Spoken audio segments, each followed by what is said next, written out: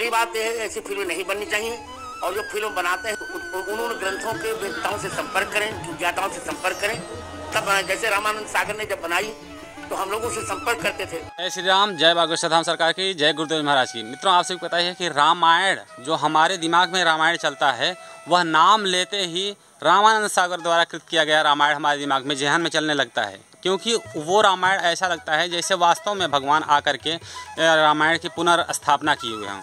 और हो भी क्यों ना, उस समय के जितने कैरेक्टर थे, राम, सीता, लक्ष्मण, हनुमान, जितने रावण, जितने भी थे, वो सभी वास्तव में एक कैरेक्टर थे, और जो शायद ही भगवान के द्वारा प्रेरित होकर के बनाए हों, जो भी बातें हों। क्योंकि उस समय जो रामायण बनती थी, उस समय जितने कैरेक्टर थे, एक्टर थे, सभी भावना भावित हो जाया करते थे। जो जिस कैरेक्टर में होता था उसी कैरेक्टर के रोल में फिट बैठ जाता था, और अंतरात्मा से, यहाँ से वो लोग भावना भावित होकर के हृदय से उस चीज़ को समझते थे और बोलते थे।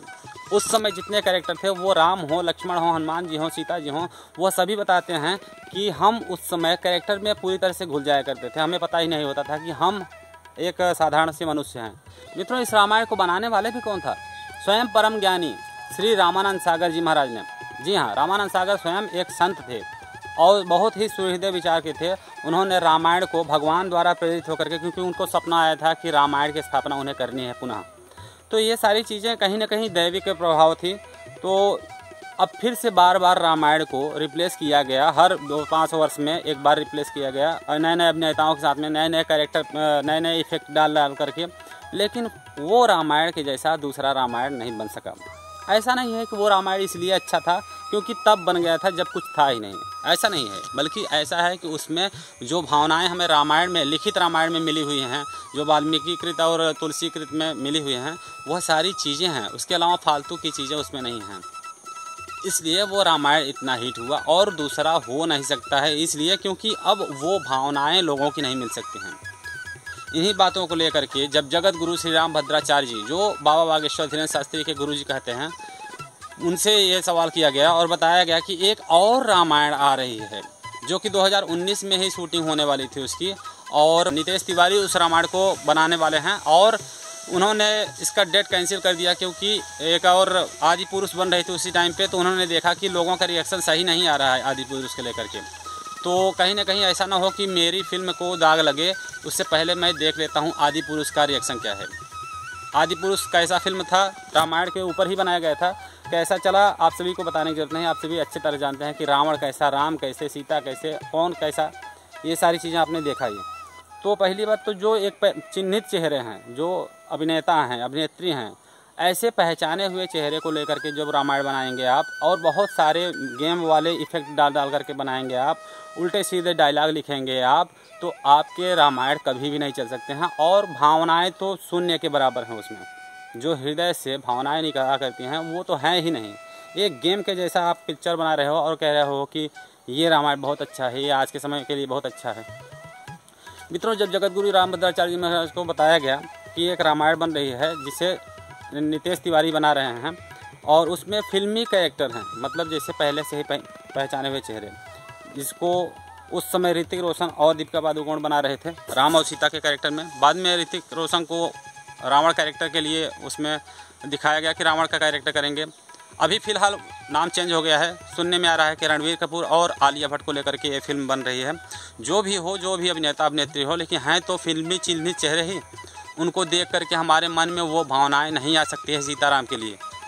तो इसलिए ऐसे पहचाने हुए कैरेक्टर को, जो जिन्हें फालतू के डांस, फालतू के नृत्य, फालतू के कैरेक्टर में हम देख चुके हैं, उनको हम सीताराम के रूप में स्वीकार नहीं कर सकते हैं। दूसरी बात की डायलॉग और जो उनकी भावनाएं हैं, जो जिस तरह से पेश करते हैं, जिस तरह से इफेक्ट वगैरह डालते हैं, तो वो रामायण तो भाई नहीं बन सकती है। तो तब जगत गुरु श्री राम भद्राचार्य ने कहा कि ये रामायण बिल्कुल नहीं चल सकती है, ऐसी रामायण, ऐसे जो है कैरेक्टर अगर रहेंगे तो हमें ये बिल्कुल नहीं पसंद है। उन्होंने क्या कहा मैं आपको सुना रहा हूँ आगे, लेकिन आपको बता दूं कि जगत गुरु श्री राम भद्राचार्य जी महाराज इस बात से बिल्कुल सहमत नहीं है, और उन्होंने कहा कि रामायण रामानंद सागर द्वारा जो कृत किया गया वही रामायण सबसे अच्छा रामायण है। और साथ ही साथ गुरुदेव महाराज ये बताया कि जब भी कोई बड़ा काम करने चलो कोई ऐसी रामायण बनाने चलो, कोई ऐसी चीज़ें करने चलो तो अपने से ज़्यादा जानकार वालों की सलाह लेनी चाहिए। उस फील्ड में, उस क्षेत्र में जो भी बुद्धिमान हो उनसे संपर्क करनी चाहिए। जैसे कि रामानंद सागर जी ने उनसे संपर्क किया था। जी हाँ, जगत गुरु श्री रामभद्राचार्य जी महाराज का भी रामानंद सागर कृत रामायण में बहुत अहम रोल रहा है। उन्होंने उसके कई वक्तव्य, कई छंद, कई सोरठे उन्होंने रामानंद जी को लिखवाया है। ये बात मैं नहीं कह रहा हूँ, स्वयं गुरुदेव महाराज कह रहे हैं, जगत गुरु श्री रामभद्राचार्य जी महाराज। तो थोड़ा सा सुन लीजिए गुरुदेव महाराज क्या कहते हैं, उसके बाद मैं बात करता हूँ। पहली बात यह है, ऐसी फिल्में नहीं बननी चाहिए, और जो फिल्म बनाते हैं उन्होंने ग्रंथों के वेत्ताओं से संपर्क करें, ज्ञाताओं से संपर्क करें, तब जैसे रामानंद सागर ने जब बनाई तो हम लोगों से संपर्क करते थे, बहुत से पट संवाद हम लोगों से स्वयं लिखवाए उन्होंने। इसलिए रामानंद सागर की फिल्म भले टीवी थी, धारावाहिक था, पर बहुत बहुत बहुत बहुत प्रसिद्ध हुआ। उतनी प्रसिद्धि किसी को हो नहीं पाई। तो फिल्म वालों को भी सोचना चाहिए कि अपने मदान हो जाते हैं ना, तो इनको किसी परिणाम की चिंता नहीं रहती, इसका परिणाम इनको अंदर भोगना पड़ता है। तो मित्रों, सब मिलाकर के ये बात है कि अब वो चीज़ें नहीं मिल सकती हैं, क्योंकि आप पैसे ज़्यादा लगा सकते हो, 1000 करोड़ की फिल्म बना सकते हो। आप ज़्यादा से ज़्यादा बढ़िया से बढ़िया कैरेक्टर जो आज के समय में फेमस हैं उनको ढूंढ करके ला सकते हो। जैसे कि आदि पुरुष के लिए प्रभास को लाया गया, बड़े महंगे महंगे कैरेक्टर आप ला सकते हो, बड़े महंगे महंगे इफेक्ट ला सकते हो, दूर दूर जा करके उसकी शूटिंग कर सकते हो, कई कई महीने लगा सकते हो, सारी चीज़ें लगा सकते हो।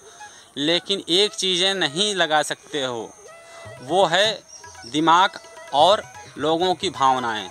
इनको नहीं खरीद सकते हो, इनको लाया नहीं जा सकता है, इनको नकली नहीं बनाया जा सकता है। तो कभी भी कागज़ के फूल से महक नहीं आती है, भावनाएं यहाँ से होनी चाहिए जो कि अभी नहीं हैं। इसलिए अब कोई रामायण या कोई भी इस तरह के जो है धारावाहिक नहीं बन सकते हैं जब तक कोई रामानंद सागर की तरह हृदय से स्मरण करके भगवान को और सारा काम शुरू करे और उसी तरह के कैरेक्टर फिर से मिल जाएं। तो ये दैववश हो सकता है, संयोग से हो सकता है, बाकी कोई कर नहीं सकता है। ये सीन, भद्दे डायलॉग, भद्दे इफेक्ट डाल करके भद्दे लोगों के साथ में रामायण बनाओगे तो वो रामायण की अपेक्षा मत करो जो रामानंद सागर ने बनवाया, क्योंकि वो रामायण भगवान के प्रेरणा से बनी है, इंसानों के प्रेरणा से नहीं बनी है। अगर आपको बनाना है तो उस भावना में घुलना पड़ेगा आपको।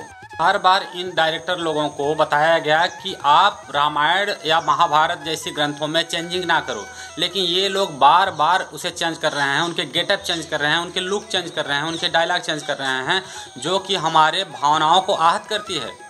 कहते क्या हैं? कहते हैं कि आज के समय की रामायण है, लोगों के इंटरटेन के लिए रामायण है, इंटरटेन के लिए मूवीज़ और धारावाहिक कम नहीं है, सीरियल कम नहीं है। तो इंटरटेन के लिए रामायण और इतिहास से छेड़खानी नहीं करनी चाहिए। अगर हमें इतिहास को दिखाना हो, अगर हमें बच्चों को दिखाना हो, और कहते हैं ना कि बच्चों के लिए बनाते हैं, बच्चों के इंटरटेन के लिए, तो क्या हम अपने बच्चों को अगर पढ़ाएंगे तो कहेंगे कि उल्लू जैसा मोर बना दें और कहें कि आज का मोर है, तो अच्छा होगा? शेर को दिखाना हो तो हम दिखा दें कुत्ते को, कहते हैं आज का शेर है, इंटरटेन के लिए। हमें इतिहास को दिखाना हो, हमें दिखाना हो महाराणा प्रताप को, तो क्या हम उन्हें शर्ट पहना करके और टोपी पहना करके दिखाएंगे? हमें दिखाना हो गांधी जी को, तो क्या हम जीन्स पैंट पहना करके उनको चश्मा लगा करके दिखाएंगे? तो हमारे इतिहास के साथ छेड़खानी नहीं होनी चाहिए। वो इतिहास है, वो आपका इंटरटेन का चीज़ नहीं है।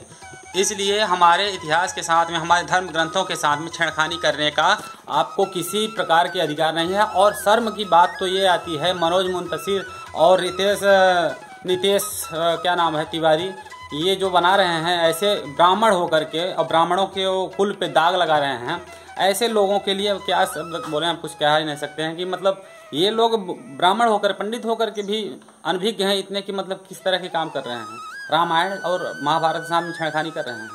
तो इन लोगों के लिए कोई शब्द नहीं मैं बस बोलना चाहता, क्योंकि वो गलत हो जाएगा। ज़्यादा ज़्यादा मैं इतना ही बोलना चाहूँगा कि अगर आप ये दिखा रहे हो कि हाँ समय के साथ में सब चीज़ चेंज हो रहा है, मतलब इंटरटेन के लिए बना रहे हैं, यही काम, यही घटिया काम आप किसी और धर्म के साथ में करके देख लो, ज़रा सा करके देख लो, थोड़ा सा कैरेक्टर चेंज करके देख लो, थोड़ी सी डायलॉग चेंज करके देख लो, किसी भी कैरेक्टर, किसी भी धर्म के ऊपर आपके साथ में क्या हो जाए आपको शायद पता नहीं है। तो इसलिए किसी भी धर्म के साथ में, किसी भी मजहब के साथ में किसी भी प्रकार की छेड़खानी नहीं करनी चाहिए। और ये बात उन लोगों को समझानी पड़ रही है जो कि स्वयं कहते हैं कि हम पंडित हैं, रावण होकर के ऐसी घटिया हरकतें कर रहे हैं लोग। तो बस और कुछ नहीं बोलना चाहता। मिलते हैं किसी और वीडियो में। जय श्री राम, जय बागेश्वर धाम सरकार की, हर हर महादेव।